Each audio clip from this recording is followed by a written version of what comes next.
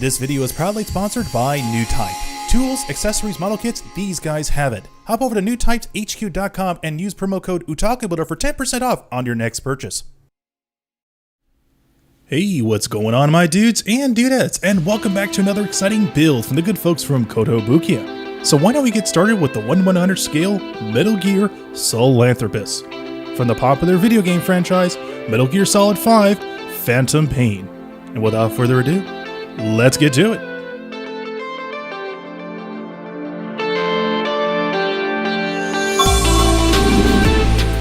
Welcome back, my dudes and dudettes, to another exciting build from Metal Gear. I can't do that voice. Let me start all over. Welcome back, my dudes and dudettes, to another exciting build from the good folks from Kotobukiya. Now, Metal Gear holds a special spot in my heart. In fact, I remember playing the very first Metal Gear in the late 2000s. Now, of course, back in the day, I couldn't really afford a PlayStation. I was more of a Sega Saturn dude than a PlayStation. But in that time, starting to really broaden my horizons on trying out different game genres, I fell in love with the Metal Gear franchise, and I absolutely could not get enough of it. So, several decades passed, and we finally got ourselves to the next installment, which was Metal Gear 5, The Phantom Pain. Now, despite what the drama that happened with Hideo Kojima and Konami, a lot of people still really enjoyed the game, but the game itself felt very incomplete. But the one thing I always asked myself, did they actually make a proper model kit? And shockingly enough, they actually did officially release a model kit, and that was the Metal Gear Sahelanthropus. Now, when this kit came out back, I would say 5 years ago, not many popular YouTubers really made the effort to build this kit. But for me personally, 5 years has been long enough, and I really want to dig my hands into trying something new. Now, for what you would expect in this box art, you're going to get one water slide decal, which is going to be for the face, a good representation of seeing what kind of weapon attachments you're going to get for the Metal Gear Sahelanthropus, which is like the railgun and I guess like a lightsaber, whatnot. But probably by far my favorite part about this model kit, it comes with 4 figurines. You get Venom Snake, followed by Skullface, Eli, which is just liquid, and then you get the ever so popular Psycho Mantis. Yes, I literally talked into a cup to create that effect. So sue me, I love Metal Gear. Followed by a front and back side of the 2 transforming gimmicks of Metal Gear Sahelanthropus, which is the Rex mode and the humanoid mode. But for the sake of making this video as somewhat enjoyable, I'm going to keep it in the humanoid form because I've already built the Rex literally 3 years ago. So enough about that. What's inside the box? As always, you are happily greeted with the instruction manual, which I have to admit, this is probably the nicest instruction manual that I have seen in a Kotobukiya kit in a long time. I believe the last one I built that was Kotobukiya was the Mega Man one, followed by the Zone of the Enders, so this is a nice step up. As for the backside of the instruction manual, you get a nice representation of how the Metal Gear will look in its Rex mode, showing the railgun and the Soliton radar, and a nice representation of how it would look from its previous predecessor, which was the Metal Gear Rex. But the moment you open up to the first page, you get this beautiful illustration by my all-time favorite illustrator, which is Yoji Shinkawa. Yoji Shinkawa is well known doing all the beautiful illustration designs for all the characters in the Metal Gear series, up from Metal Gear Solid all the way to Metal Gear 5. But by far his biggest contribution to the Metal Gear franchise is his very unique design of mechs. And when he does his mechs, they have a little bit of a Japanese/Western look to them, while at the same time creating this beautiful fusion. And I absolutely love his style and aesthetics when he does this stuff. Especially I love it when he does his Zone of the Enders model kits. But this one here, I don't know why in the world that he put a nice little fuel exhaust on the tip of that laser flamethrower. It's Hideo Kojima humor. Just roll with it. Okay. As for the third page, gives you a whole array of action poses that you can put this Metal Gear into, while the third and fourth page gives you a complete list of runners that you can expect for this model kit. Now, this particular model kit is very complex and very difficult to build, while at the same time very unaware on what areas that you can glue and what areas can be put together without glue. Best to play it safe. Areas that need glue, just follow through with it. And on the third page gives you this beautiful layout of a color chart to do some custom painting, which I am going to do. And as for the second to last page, gives you an extensive detail on how to transform Sahelanthropus into the Rex mode. Now, as for the second to last page, this is where things get kind of complicated, because there is actually a sample part where you can copy the camouflage texture for this whole entire model kit. So if you want to go this route to do some custom painting, be prepared to do some thorough painting, because there are some areas that aren't consistent, some areas you're just going to end up guessing, and other parts you're just going to end up giving up altogether. So do your best and just follow through with the template that's given to them. As for the first runners, you're going to get these nice ocean sea blue pieces, which are kind of nice, very simple.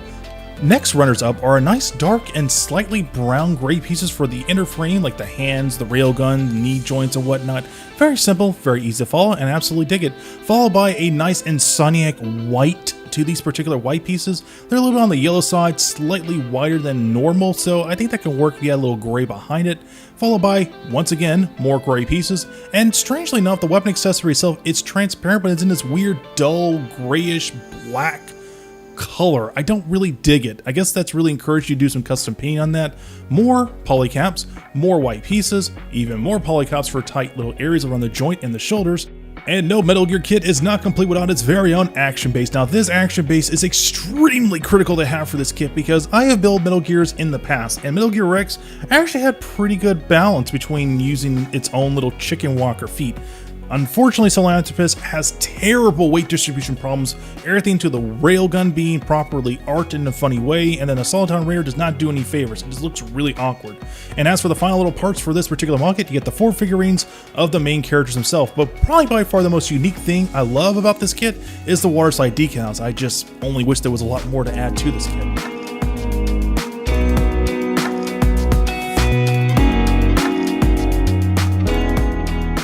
So before I get started doing any kind of customization, I need to evaluate to see how many LED lights will be adequate for this particular model kit. My original plan was to put 1 LED inside the head and I'll be done. But since this Metal Gear is quite unique, it's going to require 3 LED lights for the main part of the cockpit area, while I'm going to get 2 hazard lights for both sides of the head, which is going to be a blue and a red.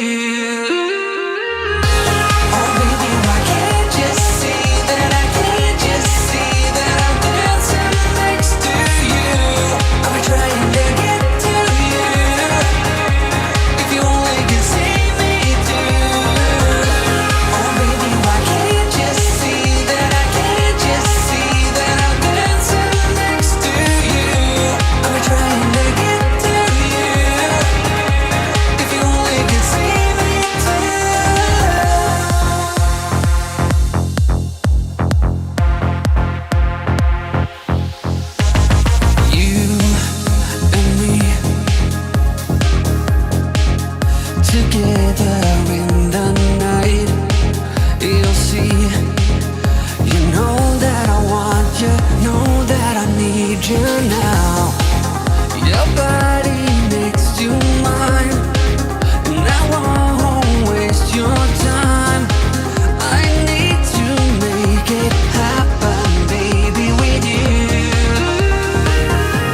Oh baby, why can't you see that I'm dancing next to you?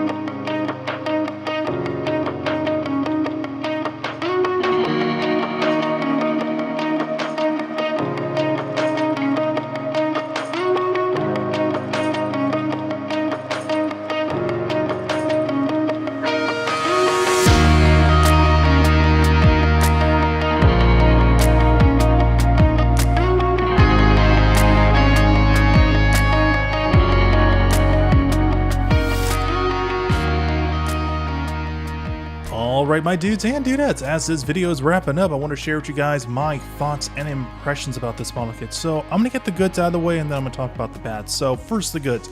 Overall, the design aesthetic for Sahelanthropus is very unique, very cool to look at the same time, this kit was a lot of fun to construct. Especially when it came to putting LED lights into really small and tight confined areas. It actually worked, and I was actually very shocked that I was able to pull some things off to make it look just like what you saw in the video game. And then the transforming feature, like I mentioned earlier, I didn't want to opt to transform into the Rex mode because I was told by a lot of other people that have built this kit have issues with either pieces breaking, weak joints around the hip area, or just overall parts just falling apart, which is a big issue when it comes for someone like me that wants to put this guy in dynamic poses. So I listened to everyone's advice and I followed through with it, and I'm glad I did, because the moment I started fidgeting this guy around, he started to fall apart in a lot of areas. Like the grenades on his hips, they kept falling off. They're not properly snug on there like you would expect they would be, because they're kind of designed to be pulled out to transform it into the walker mode and then into the Rex mode. So I kind of get what they're trying to do. I understand why they have that feature there, but it's a bit sloppy and it's a bit of a headache, because at the very end you're just going to end up having to glue it. Another part that I really need to reiterate is posability. When it comes to posing Sahelanthropus, it is very limited to what you can actually do when it's in its like humanoid form, because the abdomen area itself, it's not properly secured. I must have popped loose that area at least 5 times when I was trying to make attempts to transform it into the Rex mode. For some reason, it's just the polycaps are just not properly secured there. I made sure I double checked to see if I probably flipped it the wrong way, that way it could connect to it properly, and there was no problems with that at all. Like zero. But probably by far the most frustrating part about this model kit is weight distribution problems. There is so much weight being diverted towards the railgun, it is just laughably bad. I mean, I didn't have any problems with the Soliton radar, zero problems itself, but just keeping the kit upright and then have it like slouch on one side just looked very awkward. I eventually did some research later on that same week when I was building this kit that they actually made a secondary attachment that goes straight to the action base to hold the railgun upright. I was shocked that Kotobukiya did not even make the effort to include an attachment for the railgun. Would have made the worlds of difference. I'm just saying it out there. It would have made a big difference. But here comes the most difficult part about this model kit. It got weight distribution problems, decals are lackluster, posability is very limited. Who is this kit really for? Is it for die-hard fans? Is it for gamers? Is it for collectors? Is it for casual builders? Is it for expert builders?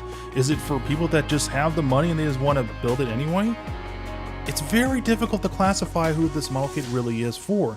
But I can say, from my personal perspective, spending $268 to buying this model kit, putting in all the bells and whistles, including custom painting and custom LED wiring, on top of that doing a custom camo, which the instruction manual does not do a good job explaining how to do the camo, it is not worth the purchase, and it is not worth the time and stress to put this model kit together. Now, if you're getting this kit to someone that is an expert builder and you want to commission him or her to build this for it, by all means pick it up. But you better, I repeat, you better pay that person handsomely. And I don't mean like $300 or $400. No, pay this person $800 to $900. So much time and energy goes into painting this particular kit, and they deserve to be compensated for it. That's all I can really say. But overall, my impressions, it was a great kit. I enjoy building different Metal Gears from time to time. I'm so happy I was able to fulfill my promise to getting my skill level up to where it was at to paint it the way how I want it. But I can honestly tell you guys right now, this kit's not worth the purchase. Just gonna be brutally honest. But with that being said, thank you dudes and dudettes for watching this video. I do hope you guys found this video somewhat informative. And until then, I will see you dudes and dudettes on the next video. Later.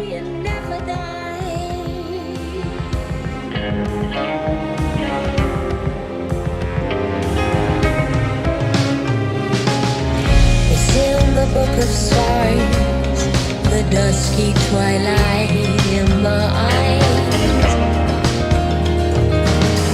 shadows of our lives.